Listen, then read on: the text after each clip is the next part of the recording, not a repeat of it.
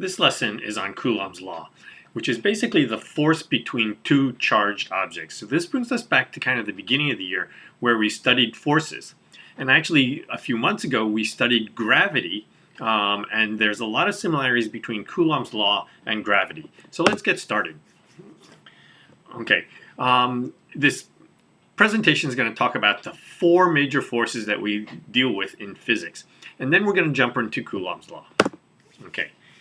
First off, in decreasing order of strength, okay, physicists generally view forces as coming in four major types. The strongest is the strong nuclear force. This is what keeps the nucleus of an atom together. Otherwise, the neutrons and the protons in there, they don't really, the protons really don't like each other, okay? They repel each other, and normally the nucleus should just fly apart, okay? But because of the strong nuclear force, the protons actually can exist in the center in that nucleus. The second strongest force is what we're going to be studying here, and that's the electromagnetic force. This presentation is only going to focus on the electro part of that, okay, the electric force. Okay, the two weak forces are the weak nuclear force and the gravitational force. The weak nuclear force is what's responsible for radioactive decay in terms of like alpha and beta radiation. And then the weakest force of all is gravity. This confuses a lot of people because gravity is a lot of time the force that we're most familiar with. It's what keeps us on the planet after all. But the only reason that gravity is as strong as it is because the mass of the Earth is huge. Okay, the mass of the Earth is about 6 times 10 to the 24th kilograms. That's 24 zeros effectively. Okay, so without that, gravity would be a lot weaker.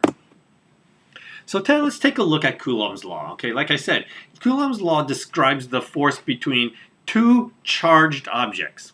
Okay, and the force between the two charged objects is pretty much proportional to the product of the charges and inversely proportional to the square of the distance between those objects.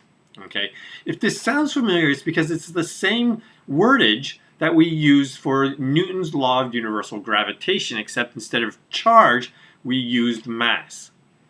Okay, and so when we turn it into an equal sign as opposed to a proportionality symbol, okay, the Coulombs law turns into this, that says the electric force, F sub E, is equal to some constant K, lowercase k, times Q1 times Q2 over R squared. Okay, and K is Coulomb's constant, and it has a value of 8.99 times 10 to the 9th newtons meter squared per Coulomb squared. Okay.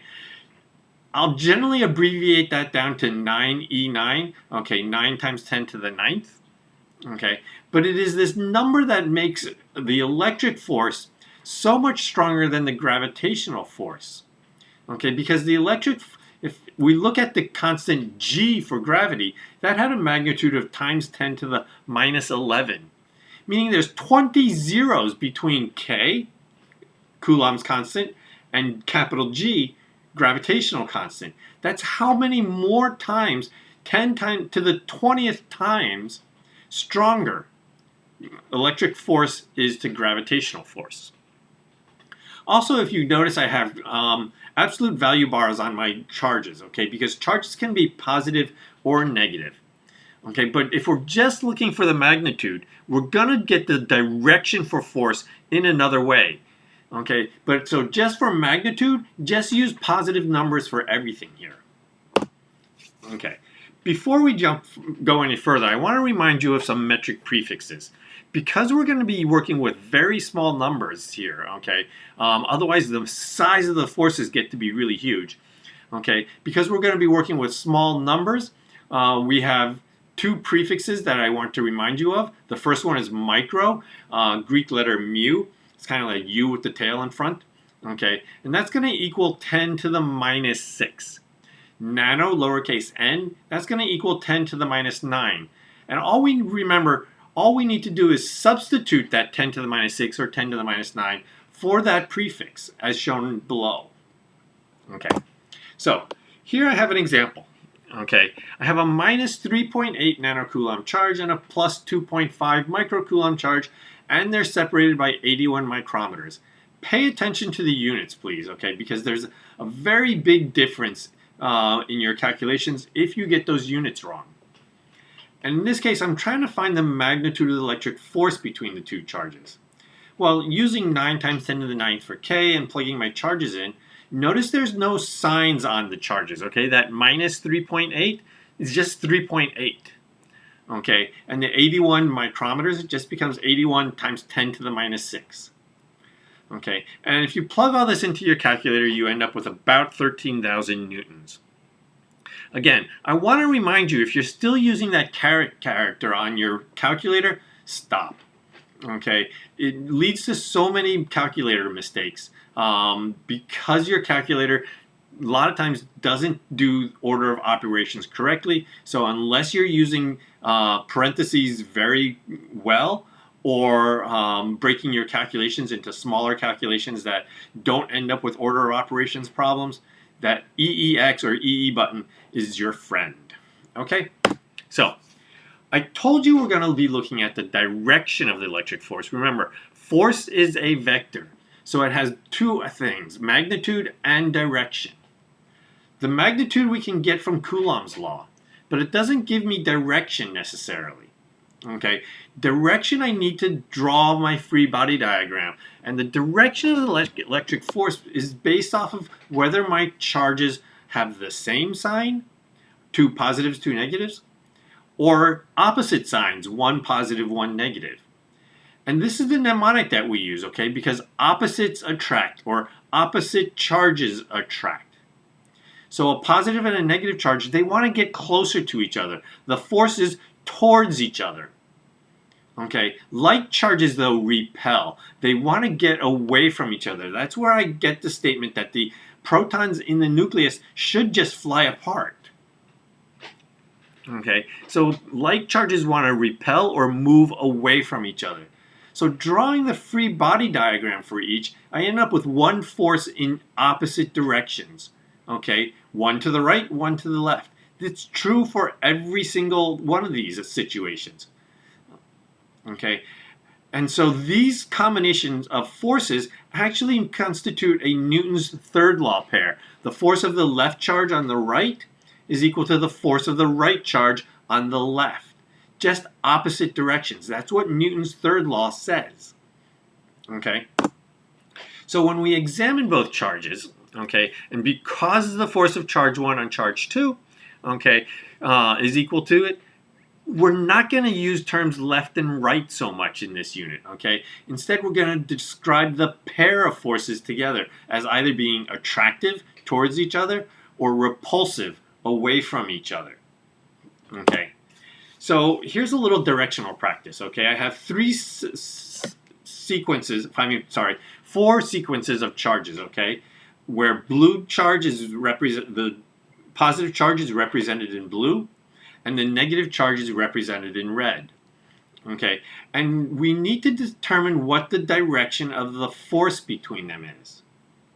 So looking at the leftmost one, okay, I have a red and a blue, opposites, okay, positive, negative. And so they want to go towards each other, okay? So the red charge wants to go this way, and the blue charge wants to go that way. So I can't say I can't say up, because at least one of them will be up, okay? So I'll say it's attractive. Yes, you can say what is the direction of the force on the blue one? It's towards the red one, upwards, and vice versa. The red one is down towards the blue one. Moving to the top two red ones, okay? In this situation, I have two like charges, two negative charges. They don't want to be near each other. They want to go away from each other. So their forces are going away from each other, repulsive. Same thing here, okay? The two blue ones, they're like charges.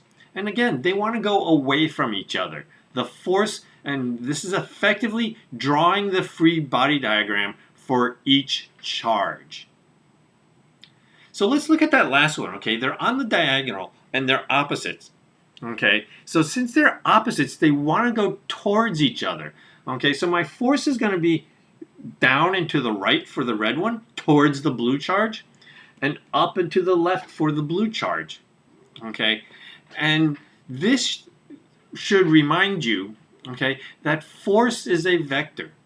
Anytime we have vectors on a diagonal, on an angle, we're most likely going to have to do components. And there's nothing different about electric forces. If my electric force is at an angle, I'm going to have to do components. And so I'm going to have to do that whole sine cosine thing to find the horizontal and vertical component. Or vice versa, if I have the two components, I need to stitch them back together using Pythagorean theorem to get the magnitude, an inverse tangent or something like that, to get the angle. Okay, so just to remind you, we're going to see that again. Okay, so just to summarize, okay, because there's a lot of connections between electricity or the electric force and the gravitational force, just about everything that we covered in gravity, you can pretty much bring over and apply to electricity. The better that you can do that, it gives you a head start on this unit on electricity. Okay, so just kind of review those concepts that we had in gravitational force. Maybe go over those notes. Okay, so in terms of similarities, okay, they're both forces, electric force, gravitational force. So we're going to be measuring both of them in newtons. Both of them are inversely proportional to the square of the distance. So the farther apart they are, the weaker that force gets by the distance squared. And the electric force, again, just like the gravitational force, I'm going to be measuring from the center of the two objects involved. Okay, the center of the charge to the center of the other charge. Many times my charges are really small and I don't have to worry about that center. But there will be times where the object has a radius associated with it. And so you need to be careful that you're measuring the distance from the center to the other center. Okay, the following three are where they start to diverge a little bit. Okay, so in the case of electric force, it's proportional to the product of the two charges, whereas the gravitational force is product of the two masses. Okay, so kilograms or mass for gravity, charge or coulombs for electricity. Okay, and the last two are kind of the two biggies in terms of their difference. The electric force, you need to understand it's very, very strong. Okay, you need very, very little amounts of charge. Okay, very small coulombs can result in very large numbers. Okay, we saw that back in the example here. Okay, where nanocoulombs and microcoulombs resulted in a 13,000 Newton charge. Okay, 13,000 Newton force. When you think of your weight, if you take your weight to be about 50 kilograms, that's only 500 newtons, the force of gravity. Okay, and so that's why we say that the electric force is really, really large compared especially to the gravitational force. The other major difference is that the electric force can be attractive or repulsive. Okay, if the charges are the like charges, they become repulsive forces. They want to get away from each other. Whereas the gravitational force, as far as we know at this point, the gravitational force is only attractive. Okay, you can only attract objects with gravity. You can't repel them. Okay, if we can discover and control a repulsive gravitational force, the uses of that would be incredible. But at least now, it's just attractive. Okay, thank you very much.